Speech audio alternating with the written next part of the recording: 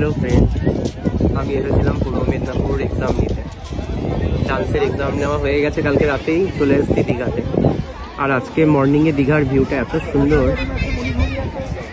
মেঘটা এত সুন্দর হয়ে রয়েছে, ভিডিও না করে পারলাম না। প্রচণ্ড ভিড় তো আছেই, আর তার সাথে বৃষ্টি আসছে, ঝড় আসছে খবরে বলছিল। তো সেটা এখানে বোঝা যাচ্ছে যে বৃষ্টি আসছে, কেন মেঘ এত সুন্দর সেজে রয়েছে সমুদ্রের পাড়ে, পুরো চারিদিকটা ঘিরে রয়েছে।